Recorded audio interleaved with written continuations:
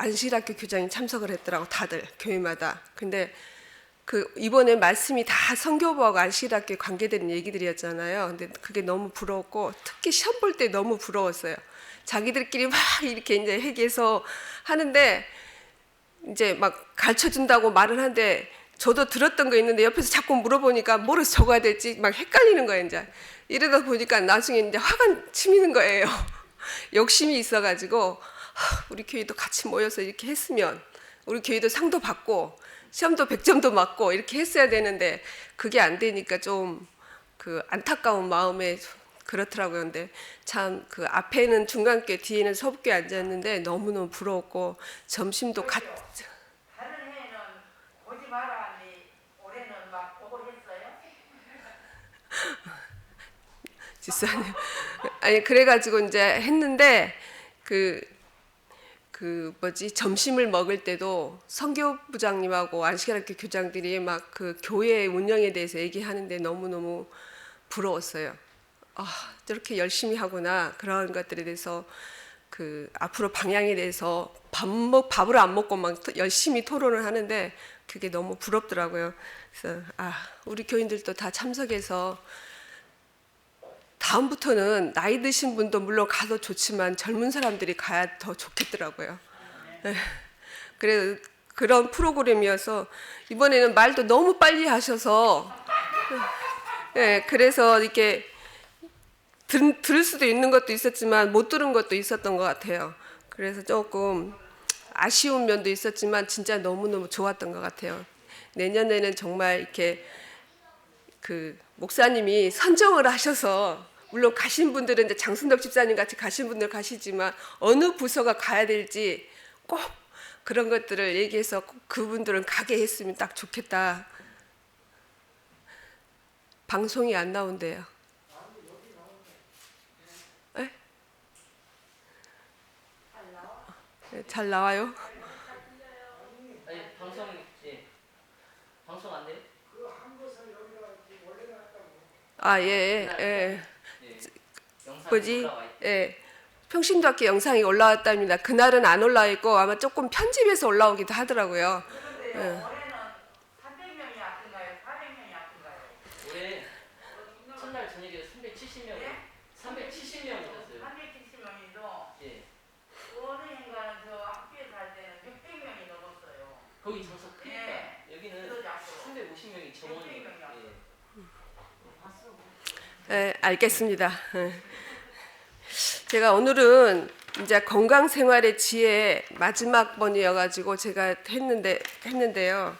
이거를 보면서 이런 생각을 했어요. 병자의 간호에 대해서 첫 장이 그냥 제가 해야 될 게 마지막 부분이 그렇더라고요. 근데 이거를 읽으면서 그런 생각을 했어요. 나의 꿈은 뭐였을까? 김신욱 시사님 꿈이 뭐였어요? 고등학교 시절에 피아노? 그것밖에 오로지 피아노? 에? 그랬어요. 최정루님은 꿈이 뭐이셨어요?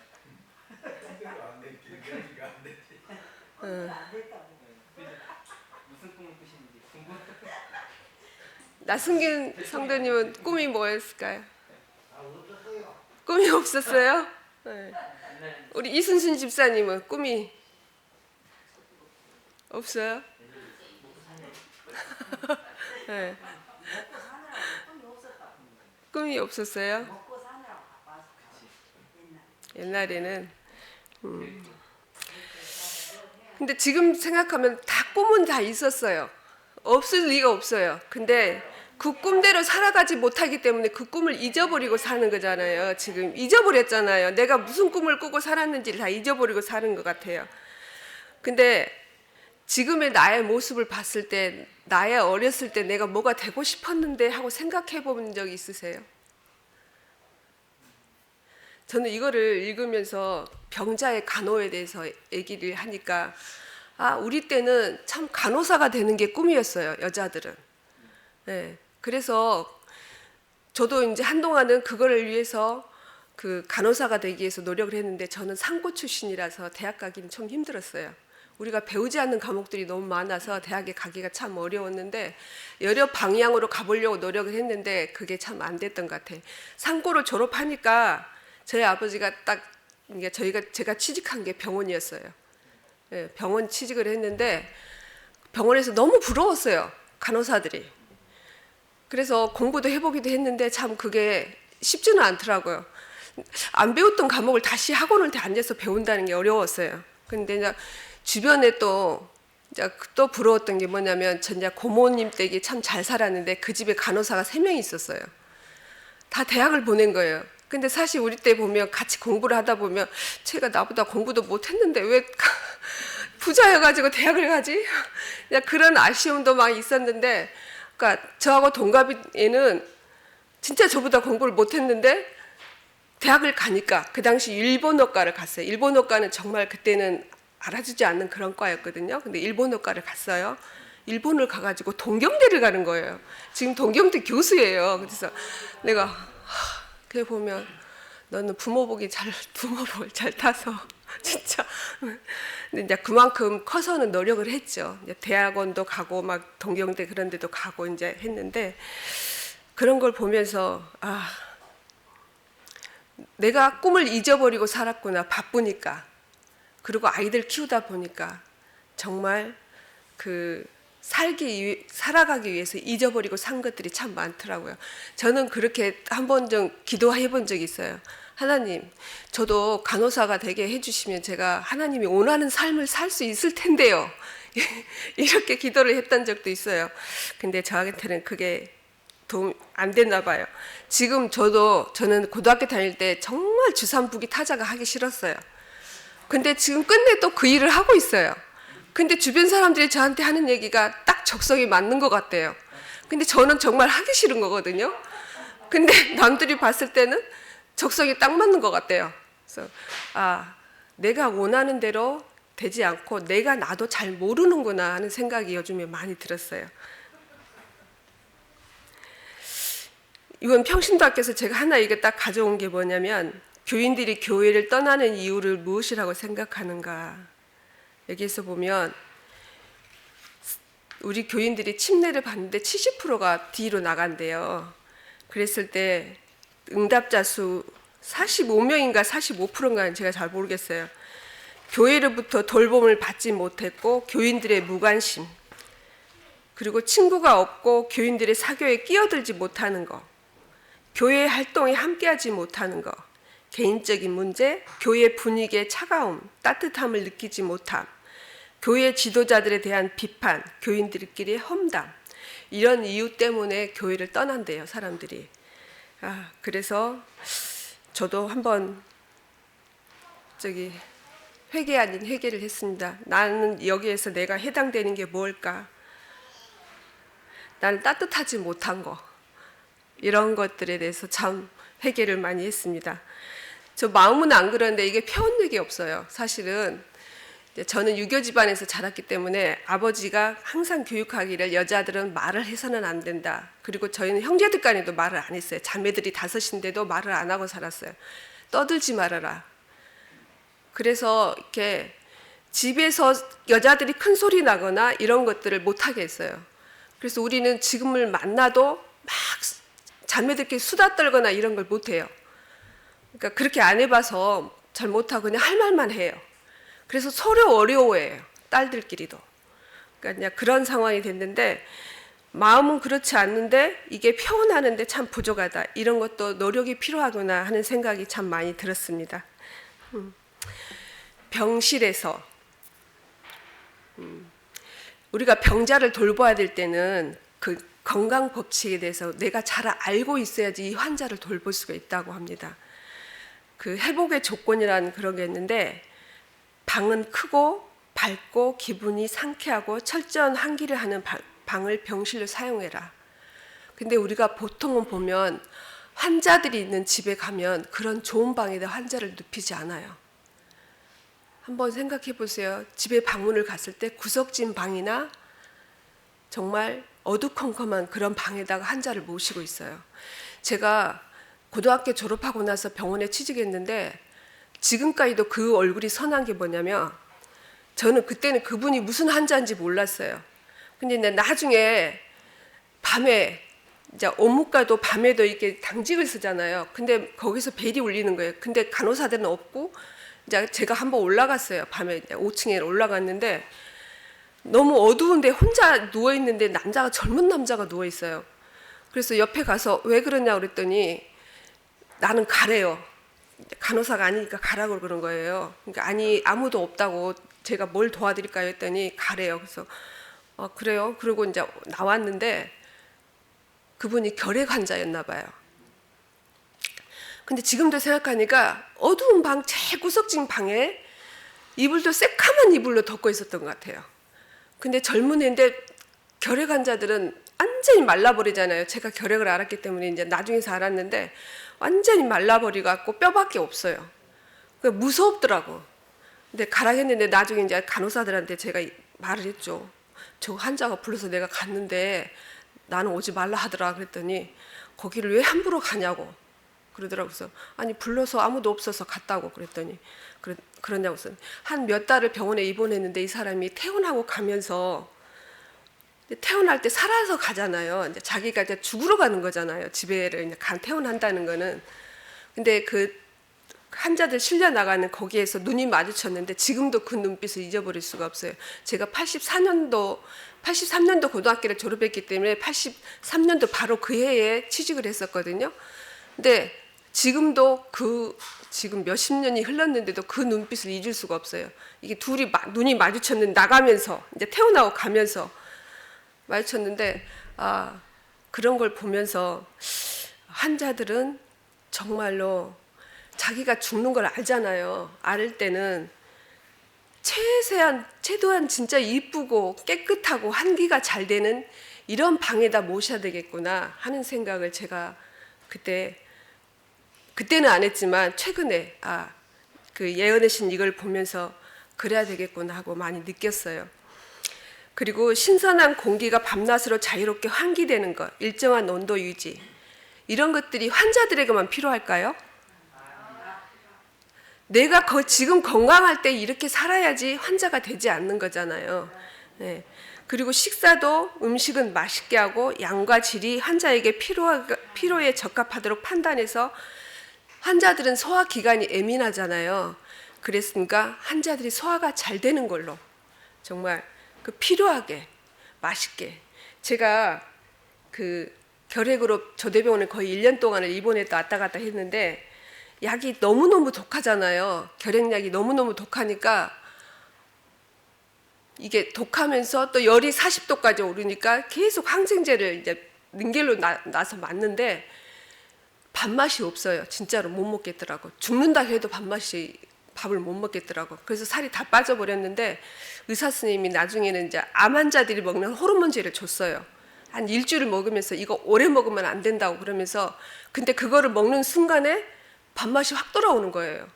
이게 습관적으로 돼버리니까 안 된다고 이렇게 많이 이렇게 주면 안 된다는 얘기를 하더라고. 근데 그거를 주고 밥을 먹게 됐어요. 근데 병원 밥이 원래 진짜 맛있는 밥이에요. 근데 사람들은 병원 밥이 맛이 없다고 하는 이유는 독한 약을 먹으니까 병원 밥이 싱겁고 맛이 없어요. 그래서 환자들이 밖에서 시켜 먹는데 강한 맛. 저는 거기서 제일 생각나는 게 뭐냐면 신건지밖에 생각이 안 나더라고. 막 시원한 거. 속이 느끼하니까. 그러니까 우리가 환자들도 봤을 때 그 환자가 어떤 환자인지 무슨 약을 먹는지 알아가지고 그 환자가 입맛에 맞게끔 식사를 제공하는 게 맞는 것 같아요. 근데 제가 조대병원도 입원했지만은 이게 비교해서 되는 게 아니고 그때 이제 더 많이 좀 안 좋아지니까 건대병원에 갔었는데 건대병원을 가니까 영양사가 바로 올라오더라고요. 바로 올라와서 어디까지 먹을 수 있겠냐고 물어보더라고. 내가 대접을 받는 느낌이었어요.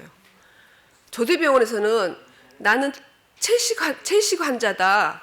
고기 안 먹는다 했더니 그냥 다 빼버려. 이렇게 대체식을 원래 줘야 되는 게 맞는 건데 그냥 다 빼버리고 안 나와 반찬이.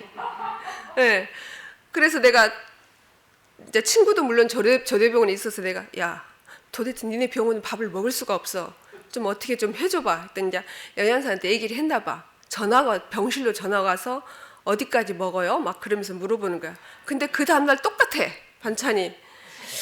근데 그 서울의 병원 같은 데는요, 정말 딱 영양사들이 올라와가지고 먹는데 정말로 잘 나오더라고요. 그러니까 좀 차이가 나더라고요. 그래서 환자들한테 진짜로 이렇게 내가 환자를 대할 때 환자가 정말 필요한 것이 무엇인지를 알아야 되겠다는 생각이 참 많이 들었습니다. 그러니까 저는 지금 저한테 이게 주어졌는데 제가 경험했던 것을 얘기할 수밖에 없어요. 오히려 그게 더 좋은 것 같아요.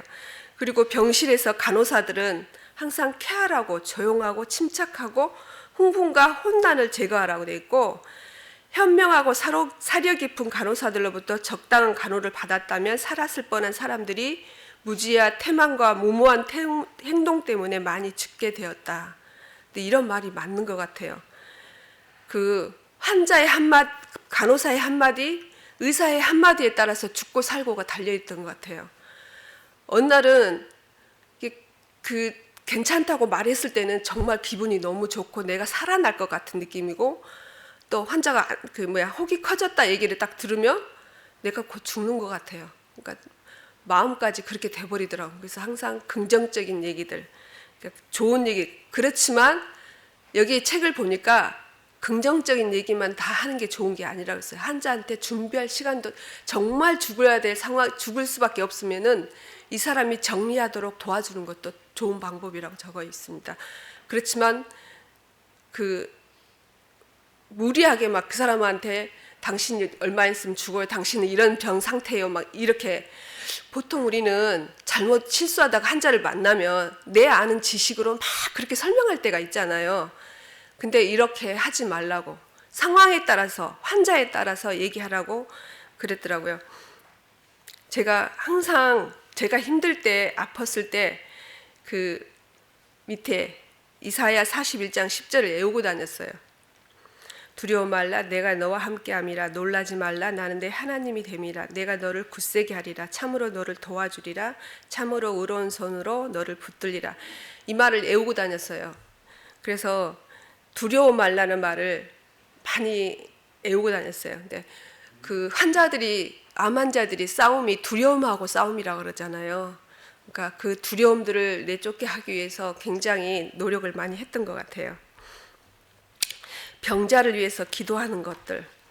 성경은 항상 기도하고 낭망하지 말아야 될 것이라고 했음. 건강한 사람은 날마다 주어지는 놀라운 자비를 잊어버리고 질병이 닥쳐오면 하나님이 기억에 떠오른다. 우리 건강할 때 하나님 찾는 거 별로 없잖아요. 나한테 어려움 닥치고 힘들 때 하나님을 많이 찾잖아요. 근데 그러면 안 되겠죠. 하나님은 당신께 진정으로 도움을 구하는 사람들에게는 결코 돌아서지 않는다. 그분께서는 병들 때나 건강할 때를 막론하고 우리의 피난처가 되신다. 병자들과 고통당하는 자들을 우리의 믿음의 팔로 안아서 하나님께 인도하는 것이 우리가 할 일이다. 또 병자를 위한 기도.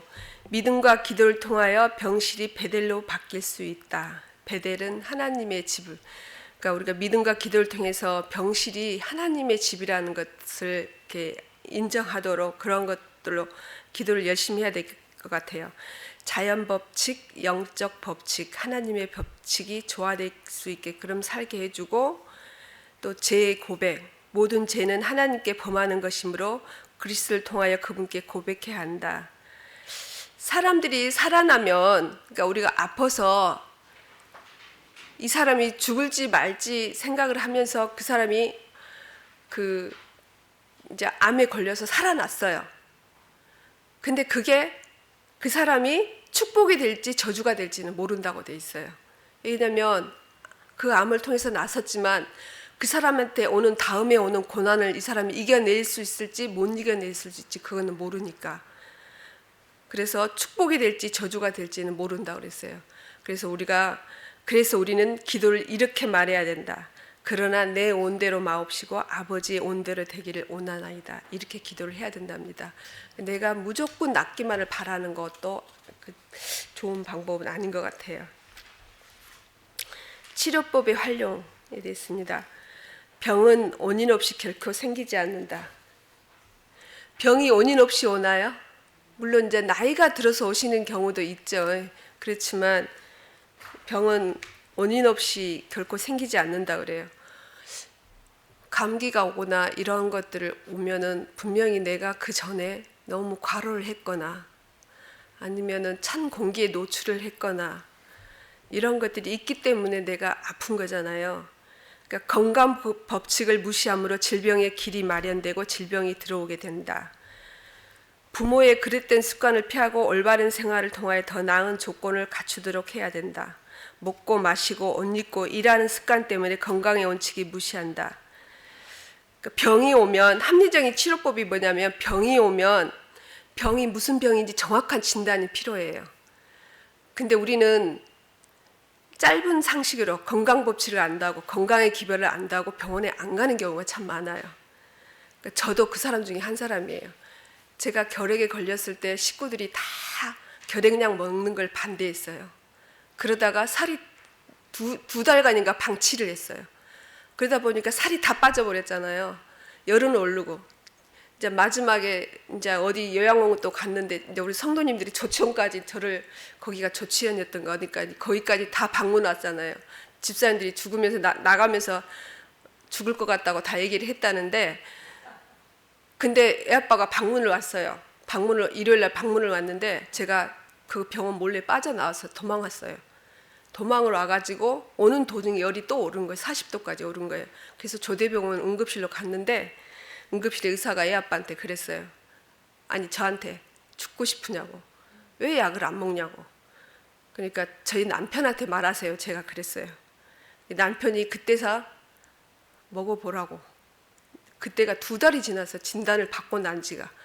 그러니까 뭐 어떤 분은 음물로 치료한다고 음물을 1달간을 먹였어요. 저한테. 그리고 그냥 건강시켜야 된다고 요양원에 여기저기 다녔어요. 근데 약을 먹어야 될 경우는 진짜 먹어야 되는 거예요. 우리가 건강 법칙을 물론 약은 정말 몸에 해로운 거예요. 해롭지만 내가 약을 먹어서 나서야 될 병이라면 약을 먹어야 되는 게 맞는 거예요. 그러니까 여기서 보면 내가 어떤 병인지 잘 파악을 하고 그 다음에는 그 원인을 제거하고 지혜롭게 이렇게 제거하는 법을 배워야 돼요. 무조건 내가 약을 안 먹는다고 자연 법칙 한다고 해서 우리 교인들이 병을 더 키운 사람들이 의외로 많아요. 예, 그러니까 그런 것들을 정확하게 진단을 해야 된다는 거. 그게 우리 이 건강 생활의 지혜 그 책이 있어요. 그러니까 우리가 어느 부분 일정한 부분만 너무 알고 맹목적으로 그것만 하는 것 같아요. 전체적으로 파악해서 공부를 했어야 되는데 한 가지만 아니까 약은 무조건 해로워. 먹으면 안 돼. 이렇게만 가르치면 안 된다는 거죠. 치료법의 활용, 과로, 가식, 불규칙한 일을 통해서 신체 조직의 조화로운 활동 균형을 잃었다면 해로운 약을 사용함으로써 어려움을 없애고자 애쓰지 말라. 여기도 분명 그렇게 돼 있어요. 말은 그렇게 돼 있지만 적절하게 지혜롭게 원인 파악해서 제거하라고 돼 있어요. 부절제하게 먹는 일은 때때로 질병의 원인이 된다. 부절제하게 먹는 거. 요즘에 저희도 학교에 보면 옛날에는 학교에서 근무할 때는 채식 뷔페 외에는 회식을 안 갔어요. 그게 원칙이라고 생각했어요. 학교도 커피가 들어오면 안 되는 걸로 했었어요. 근데 이제 우리 교인은 아니고 이제 학교가 규모가 커지다 보니까 교인이 아닌 사람들이 더 많아요. 그러다 보니까 커피로 다 허용이 됐죠. 그 장식품도 다 허용이 됐죠. 먹는 것도 회식도 채식 뷔페 안 가려고 해요. 왜냐하면 우리 교인들이 거의 아니잖아요. 채식하는 사람들이 별로 없으니까 다 고기 먹는 데를 오네요. 그래서 이제 그런 데를 가는데 그게 나쁘다는 거 아니에요. 근데 가서 보면 너무 많이 먹어요. 우리 몸의 위장에 할 끼니 그 끼니에 4-4가지 이상은 넣으면 안 된다고 우리가 배웠잖아요. 근데 너무너무 많은 가지수를 한꺼번에 넣으니까 정말 탈이 안 날 수가 없겠더라고요. 그리고 맛집 찾아다니는 거 요즘에. 저는 요즘 젊은 사람들 30, 40대 얘기를 잘 못 알아들어요. 이게 맛집의 용어들을 모르겠더라고. 음식점에 어디 가면 뭐 일본 음식점에 가면 이제 그런 얘기를 하는데 그런 얘기들을 제가 못 알아먹고 뭐예요? 그게 뭐예요? 제가 물어봐요. 옛날에 같으면 젊었을 때 같으면 제가 몰라도 아무 말 안 했거든요. 자존심 상하니까 모르면 그냥 눈치껏 알아먹고 했는데 지금은 아이 그런 게 뭔 소용이 있어 그러면서 물어봐요. 모르면 그게 뭔데요? 물어봐요. 그럼 이제 이렇다고 얘기를 해주는데 정말 저런 거 먹어도 우리 위장이 괜찮을까 싶을 만큼의 많고요. 하루 종일 달고 사는 게 음료수, 단 거, 설탕이 절반은 되더라고 음료수에. 네, 달고 살아. 그래서 요즘에 젊은 애들이 당뇨가 많대요. 당뇨가 오는 이유가 커피 때문에 커피를 차라리 한꺼번에 쫙 마셔버리면 당뇨가 덜 오는데 찔끔찔끔 마시다 보니까 췌장이 망가져 버리는 거예요. 인슐린이 계속 분비해서 그거를 이렇게 설탕 이거를 몸에서 이렇게 제거해야 되잖아요. 어느 정도의 이렇게 항상성 유지를 해야 되는데 자꾸 그러다 보니까 췌장이 망가져가지고 아이들이 당뇨가 많이 젊은 애들이 많다고 그러더라고. 그러니까 우리 아들이 아빠가 이제 저녁에 택배 알바를 밤에 하다 보니까 이제 원래 커피를 안 마셨는데 택배에서 너무 졸리니까 커피를 자꾸 이렇게 한 모금씩 마시는 거 아들이 보고 당장에 끊으라고 아빠 그러면 당뇨 온다고 그 나이에 당뇨 오면 안 된다고 그래서 지금은 이제 안 마시는 것 같아요. 근데 그러니까 우리가 음료수를 먹을 때도 한 번에 먹던지 근데 우리 젊은 애들 보면 아예 책상에 놓고 계속 마셔요. 그러니까 안 아플 수는 없는 것 같아요. 졸음은 어떻게? 네? 졸음은 어떻게 해결해요? 졸음요? 혼자 졸음요? 그 전에 아니 졸음이 올 때까 운전을 하시면 안 되죠. 우리 목사님도 졸음 운전 잘 하시잖아요. 전국방송. 아니 근데 저희 남편도 졸음 운전을 정말 잘해요. 그래서 맨날 제가 옆에 가면 저는 한 번도 서울까지 가도 제가 옆에서 자본 적이 없어요. 불안해서. 그러니까 애 아빠가 그러죠. 좀 잠 좀 자봐. 그러면 자기가 알아서 간대요. 근데 저는 졸음 걸 하도 많이 봐가지고 안 자요. 그러니까 그 전날 피곤하면 안 되죠. 내가 그 다음날 운전을 해야 되면 피곤하게 하시면 안 되고 잠을 잘 주무셔야죠. 그리고 정신노동에는 2, 3일간 과일 섭취하는 게 굉장히 중요하다고 되어 있습니다. 제가 베델의 요양원에 있을 때는 여자분이 갑상선 암 환자가 왔는데 한 달을 과일 치료를 시키시더라고요. 과일 치료를 시키시면서 그 암이 좋아하는 것들, 암이 가장 좋아하는 것이 단백질이라고 하잖아요. 우리가 고기 섭취를 많이 해서는 안 되는 이유가 고기 암의 밥이라고 하잖아요. 사람들은 탄수화물을 많이 섭취하면 된다고 의학적으로는 그렇게 말하지만 우리가 얘네들에는 단백질이 그 암의 밥이라고 그렇게 배웠어요. 그래서 단백질을 몸에서 제거하는 거. 그래서 과일 섭취를 해서 정신 건강이나 이런 것들을 맑게 해준다고 그때 베델에서 그렇게 치료를 하시더라고요. 그리고 한두 달 동안은 절제 있는 식생활을 해보면 자기 부정의 길이 건강의 기름을 확신하게 된다. 자기 부정의 길이 뭘까요? 내가 절제하는 거죠. 내가 절제를 하면 건강의 길을 확신하게 될 것이다. 치료법을 해서 휴식, 가로로 병을 자초하는 사람들이 많다. 그런 사람들에게는 휴식, 걱정에서 해방, 식생활의 절제 등이 건강 회복에 필수적이다. 물은 하늘이 준 가장 좋은 축복이다. 목욕은 훌륭한 강장제이다. 강장제가 뭐예요? 강장제란 말을 우리가 보면 바카스나 이런 데 강장제라고 다 적어져 있어요. 그게 뭔 뜻일까요? 자양 강장제. 예. 근데 우리 그냥 아무 생각 없이 그걸 읽잖아요. 근데 여기에 보면 목욕은 가장 훌륭한 강장제인데 제가 찾아봤어요. 허약한 몸을 회복시켜 영양 상태를 돕고 체력을 강하게 하는 약재. 이게 그러니까 우리 근데 강장제 우리가 바카스나 이런 것들은 굉장히 설탕물이 많죠. 그래서 바카스도 많이 먹으면 안 된다는 거. 그리고 활동은 우리 생존의 법칙이다. 누워 있으면 안 된다는 거. 저 조대병원에 있을 때 닌겔을 맞고 독한 닌겔을 하루에 병으로 이렇게 항생제를 놓다 보니까 근육이 다 빠져버리더라고요. 오랫동안 누워 있으니까. 그러니까 아예 걸어다닐 힘이 없어. 누워만 있다 보면. 그래서 의사가 간호사한테 저 닌겔 빼버리라고. 그리고 하루 종일 못 눕게 하고 병원을 계속 병실을 왔다 갔다 하게 만들더라고요. 그러면서 그 힘을 몸에서 생겨나게 만들으라고. 그래서 계속 그렇게 날마다 아침에 일어나면 닌겔 다 맞고 그 항생제 맞고 나면 걸어 다녔던 기억이 나요. 근데 그분이 나중에 우리 학교에 애가 추첨돼서 왔는데 다니다가 외국으로 이렇게 유학 갈 길이 생겨가지고 가다가 다시 돌아왔는데 학교를 못 들어왔어요. 그런 분이 들어왔으면 좋았을 건데 아이들도. 또 그 다음에는 정신치료가 있더라고요. 마음과 육체의 관계는 매우 밀접하다. 하나가 병에 걸리면 다른 하나가 동정하게 된대요. 내 육체가 병에 걸렸으면 내 마음이 그거를 동정하게 된대요. 마음의 상태는 많은 사람이 깨닫고 있는 것보다 건강에 훨씬 더 큰 영향을 미친다. 사람들이 고통당하고 있는 질병의 대부분은 정신적 우울에서 온다. 슬픔, 걱정, 불만, 죄책감, 불신, 이 모든 것은 생명력을 저하시키고 쇠약과 죽음을 초래하게 한다. 그러니까 내가 몸이 아프잖아요. 그러면 마음의 병이 오면 오히려 그게 더 훨씬 더 안 좋게 된다는 거죠. 내가 강하게 마음을 먹으면 오히려 그게 이제 치료할 수 있는 방법이 생기는데 마음까지 같이 아파버리면 이게 이제 우울증까지 오게 되면 힘들어진다는 거죠.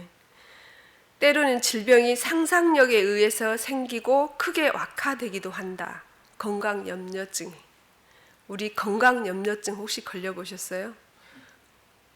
여자들은 건강염려증이 많이 오는 게 언제냐면 갱년기 때 많이 와요. 내가 알 수 없게 증상이 막 나타나거든요. 그러면 내가 또 이상한 병이 생기니까 그때부터 건강염려에서 병원을 너무 많이 가. 여기가 조금 아프면 병원에 가 진찰을 받아. 그러면 그게 아무 이상이 없어요. 그러면 또 다른 날은 또 다른 데가 아파. 다른 데가. 그래서 친구들이 저한테 항상 이제 제 나이는 갱년기 나이고 갱년기가 지날 나이고 막 그러잖아요. 그러니까 건강염려증에 걸리지 말라고. 근데 어떤 사람들은 그래요. 나는 바쁘게 살다 보니까 사춘기도 몰랐고 갱년기도 몰랐다. 갱년기가 뭐냐? 이렇게 말하신 분들은 대화가 안 되겠죠. 그러니까 그렇게 말하면 안 된다고. 그러니까 그 사람이 갱년기를 앓고 있으면 힘든 것들을 서로 이렇게 도와주고 내가 경험했던 것들을 얘기해주고 그렇게 이렇게 서로 도와서 살아야 된다는 거죠. 용기, 희망, 믿음, 동정, 사랑은 건강을 증진하고 수명을 연장시킨다. 만족한 정신과 즐거운 마음은 몸에 건강을 주고 심령에 힘을 준다. 마음의 즐거움은 양약이라고 잠언의 말씀에 그렇게 있습니다. 무엇을 바라보고 사는가? 우리가 여기 와서 예배 드린 것만 예배라고 표현을 안 하더라고요. 내가 인간은 무엇인가를 향해 예배하고 살아간다. 인간은 쇼핑센터에 가서 예배하며 TV 드라마 앞에서 스포츠 경기장에서 그리고 정치 권력을 향해 예배한다. 소비적 욕망에 빠진 인간은 상품을 예배한다. 물신 숭배에 끌려다니는 소비적 인간은 예배하는 인간이기도 하다. 내가 좋아하는 모든 것, 내가 열망하는 모든 것은 예배의 대상이 되며 우리는 그것을 예배하고 있다. 성공회 대학교 그 교수님이 하시는 말씀이에요. 그러니까 내가 바라보고 있는 것, 내가 좋아하는 것들 이런 것이 다 나의 예배의 대상이라고 합니다. 부조화 선지자의 91쪽에 바라봄으로 변하는 것이 인간의 마음의 법칙이다. 내가 뭐를 바라보고 사는지, 내가 뭐를 생각하고 사는지 이런 것들을 항상 그 생각을 하면서 내 마음이 우울하지 않도록. 요즘 젊은 사람들이 스마트폰에 빠져가지고 있다 보면 자동적으로 자기도 모르게 우울감이 생긴대요. 자살 충동도 생긴대요. 그래서 정말 절제하는 것들도 정말 필요할 것 같아요. 정신을 지배하는 것들. 하나님께서는 사람들을 당신과 교제하게 하심으로써 당신의 형상으로 변화되기를 바라신다. 그러나 사단은 이 목적을 좌절시키기 위해 활동한다. 그는 사람들에게 의지하려고 애쓴다. 사람들의 마음이 하나님께로부터 떠날 때 시험하는 자는 그들을 자신의 지배 아래 둘 수 있다. 그는 인간을 지배할 수 있다. 마음을 지배한다는 이론은 사단이 자기 자신을 주역으로 소개하고 마땅히 신본주의 철학이 있어야 할 곳에 인본주의 철학을 강요하기 위해 창안해냈다. 의사는 사람을 바라보지 말고 하나님을 바라보도록 사람들을 교육시켜야 한다. 사람의 마음을 창조하신 분께서는 마음의 필요를 아신다. 하나님이 치료해 주실 수 있는 유일한 분이시다. 마음과 육체가 병든 사람은 그리스도 안에서 회복자를 바라보아야 한다. 그러니까 우리가 여기에 말하는 것은 사단이 지금 아이들한테 가장 필요한 게 뭔지 아세요? 지금 저희 딸 친구 그 남편이 성균관대 교수인데 성균관대 학교 앞에 매점이 다 사라지고 있대요. 그 가게가 다 사라진대요. 다 문 닫고 있대요. 대학가에서 다 문 닫고 있대요. 저희 대학 다닐 때는 100원이라도 모임이 있어가지고 가서 나눠서 뭐 사 먹고 막 친구들하고 수다 떨고 이런 걸 좋아했잖아요. 근데 지금 아이들은 안 한대요. 각자래요, 다. 그래서 수업 끝나면 다 집으로 가버린대요. 각자 노는 거, 같이 노는 걸 모른대요. 그러다 보니까 대학가에 상점들이 다 사라지고 있대요. 그런 것처럼 아이들이 지금 놀 줄을 몰라요. 학교 끝나면 우리는 어렸을 때 장로님 학교 끝나면 뭐 하고 노셨어요? 안 놀았어요? 나무하러 오신 거 아니에요, 선생님? 저희는 학교 끝나면 애들하고 뭐 그 있잖아요. 핀치기, 구슬치기, 뭐 사방치기 막 이런 것들 그런 거 많이 하고 놀았잖아요. 그러니까 예, 고무줄놀이 모여서 협동으로 이렇게 놀았잖아요. 그랬는데 지금 아이들은 그런 노는 걸 모른대요. 학교 끝나면 학원 가야 돼. 학원 갔다 오면 또 공부해야 돼. 그 다음날 또 학교 와야 돼. 그래서 노는 걸 모른대요, 애들이. 그러니까 놀아도 혼자 핸드폰으로 같이 노는 걸 모른다고 합니다. 그래서 그 대학가에서도 애들이 어울려 다니질 않는데 다 혼자래요. 거의 혼자래요.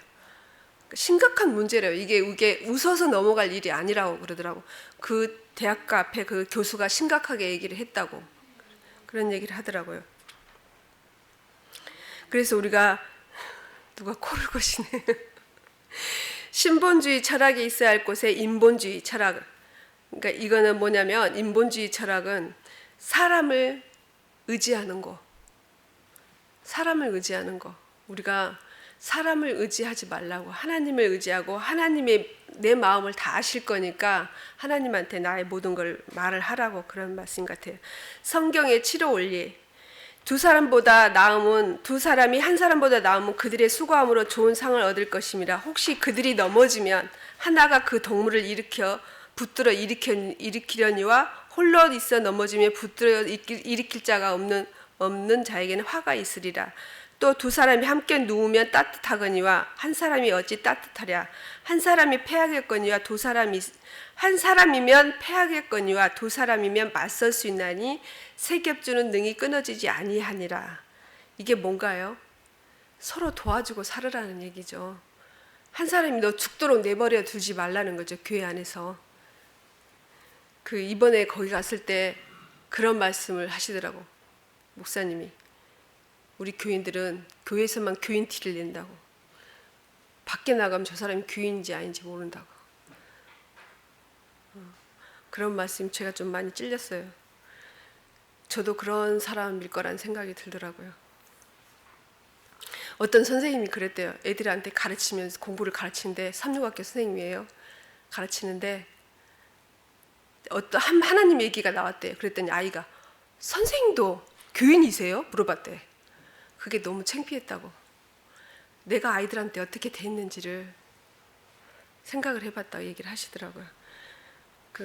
우리는 고통이 많은 세상에 살고 있다. 어려움과 시련과 슬픔이 본향으로 가는 길에 내내 우리를 기다리고 있다. 어려움과 시련과 슬픔이 본향 하늘나라 가는 때까지 계속 우리 앞에 기다리고 있대요. 그러면 그거를 헤쳐나가려면 혼자가 아니고 같이 도와서 넘어질 때 이렇게 세울 수 있는 사람이 필요하다는 거죠. 어려움을 미리 생각하고 불행을 자초하고 생각의 습관을 바꾸려고들 어려움을 미리 생각하지 말고 염려증 그러지 말고 불행을 자초하지 말고 또 생각의 습관을 긍정적으로 바꾸는 노력도 필요하다는 거죠. 어두운 장면은 눈을 돌려서 하나님께서 뿌려놓은 은혜를 보게 하고 영원한 것을 바라보게 하라. 그러니까 내가 어두운 마음이 있으면은 그 어두운 마음을 빨리 제거해버리고 하나님이 나한테 보여주셨던 은혜를 생각하고 영원한 것들, 하늘을 바라보면서 그걸 이겨내라는, 그러니까 그 성경의 치료 원리가 그겁니다. 하나님이 나한테 주신 은혜를 계속 세워보면서 그거를 이겨내라는 것. 치료의 약속. 그들이 혹시 잊을지라도 나는 너를 잊지 아니할 것이라. 내가 너를 내 손바닥에 새겼다고 돼 있어요. 손바닥에. 혹시 손바닥에 누구를 새겨놓고 다니신 적 있으세요? 없죠. 한번 새겨보세요. 그리고 아까 읽었던 두려워 말라 그 이사야 41장 10절 읽었고, 저는 이사야 46장 3, 4절 읽으면서 내가 이거를 읽었었나? 하는 생각이 들 만큼 너무너무 마음이 와닿았어요. 배에서 나무로부터 내게 안겼고 태에서 나무로부터 내가 품기운 너희여, 너희가 노년에 이르기까지 내가 그리하겠고 백발이 되기까지 내가 너를 품을 것이라. 내가 지었은즉 안을 것이요 품을 것이요 구하여 내리라. 정말 이 말을 듣고 제가 너무 감동받았어요. 제가 언제 읽어봤나? 그런 생각이 들 만큼 정말로 좋았던 것 같아요. 하나님이 내가 배에서 있을 때부터 내가 백발이 돼서 있을 때까지 내가 품을 것이고 안을 것이고 구해야 낼 거라는 그런 약속을, 치료의 약속을 믿으라는 그런 말씀 같아요. 감사와 찬양의 정신보다 몸과 마음의 건강을 더욱 잘 증진시켜주는 것은 없다. 우울하고 불만스러운 사상과 감정을 물리치는 것은 기도하는 것과 마찬가지로 의무가 된다. 우울하고 불만스러운 사상과 감정을 물리치는 것은 기도하는 것과 마찬가지로 의무가 된대요. 우리한테 그러니까 우울한 감정과 불만스러운 감정을 없애라는 거죠. 기도하는 것처럼 항상 그거에 대해서 물리치는 것을 이겨내라는 거. 치료의 약속. 누군가 그대에게 기분이 어떠냐고 묻거든 동정을 얻기 위해 무언가 슬픈 것을 말해야겠다고 생각하지 말라. 그대의 믿음의 부족과 슬픔과 고통에 대해 말하지 말라. 유혹자는 그런 말을 듣기 좋아한다. 그대가 우울한 문제에 대해서 이야기할 때 그대는 그 유혹자에게 영광을 돌리고 있는 것이다. 우리가 우리를 극복하려면 사단의 큰 힘에 사로잡혀 있어서는 안 된다. 우리는 때때로 사단의 능력에 관하여 이야기함으로써 우리 자신을 그의 손에 맡긴다. 우리의 모든 관심을 하나님의 관심과 하나로 묶기 위해 오히려 하나님의 유도한 능력에 대해서 이야기하자. 비할 데 없는 그리스도의 능력에 대해서 말하고 그분의 영광에 대해서 이야기하자. 구주의 사랑을 향하여 그대의 마음을 열고 그것이 다른 사람에게로 흘러가게 하라. 내가 기분이 오늘 좋으세요? 나쁘세요? 하고 말하면 동정을 얻기 위해서 나의 그런 것들을 얘기하지 말라고. 사단은 굉장히 그걸 좋아한다고 됐어요. 그렇게 되면 사단은 자꾸 그 사람을 그런 쪽으로 유도해 나간다는 거죠. 그래서 우리는 항상 하나님의 비할 데 없는 능력을 말하고 그 영광을 얘기하자는 거죠. 마지막으로 천연계와 교제하는 거. 우리가 하나님께서 당신의 자녀들 위해 마련해 주신 동산에는 품이 있는 감목들과 고운 꽃들이 어디에서나 눈에 띄었다. 도시의 소음과 흥분과 혼란, 곧 도시의 긴장되고 인공적인 생활은 병자들을 매우 고달프게 하고 지치게 한다. 환자를 돌보는 기관은 될 수 있으며 할 수만 있으면 도시하고 떨어져 있는 곳에서 세워지면 좋겠다고 성공적으로 될 것이라고 말씀하셨고요. 천연계는 하나님께서 사용하시는 의사이다. 환자들이 화단을 가꾸고 과수원 가꾸고 채소밭에서 일하게 하라. 그러면 하늘의 천사들은 병들고 고난받는 사람들의 마음에 용기와 희망과 기쁨과 평안을 주는 일에 인간의 대리자들과 협력한다. 천연계의 아름다움을 통하여 환자들은 아름다움을 결코 훼손하지 않고 더럽히거나 파괴하는 것이 전혀 없고 질병이나 죽음의 원인이 되는 것이 결코 없는 하늘 본향을 생각하게 된다. 또 우리가 아프면 아플수록 집에 누워 있지만 말고 천연계를 나가서 정말 우리가 보면 나무 하나, 풀 한 포기를 자세히 보면 하트 모양으로 되어 있는 게 거의 너무 많잖아요. 그러니까 하나님이 이렇게 나를 사랑한다고 때때로 다 주신다고 그런 것들을 잘 우리가 그 천연교를 통해서 느끼라고 그런 말씀한 것 같아요. 여기에서 보면 말씀으로 밝혀지지 않는 문제들은 우리의 구원과는 아무런 상관이 없는 것이므로 침묵을 지키는 것이 곧 웅변이 된다. 내가 알고 있는 건강 지식을 잘못 전하게 되면 문제가 되는 것이 많아요. 그러니까 우리가 이제 정확하게 알고 환자가 정말 어떻게 아픈지 그 피로에 채워주도록 노력을 해야 되지, 내가 그 환자를 치료하기 위해서 노력하면 안 되고 전문의한테 일단은 보여서 그 병을 정확하게 진단하는 법, 또 그 원인을 제거하는 거, 그런 것들을 잘 알아서 우리가 도움이 필요한 사람들한테 도와줘야 된다는 그런 말씀인 것 같아요. 여기까지 건강생활의 지혜 그 마지막 부분, 7 마지막 부분을 마쳤습니다. 우리 성도님들도 내가 아프기 전에 그 원인들을 다 제거해서 정말 행복해서 아프지 않기를 바랍니다. 말씀 마치겠습니다.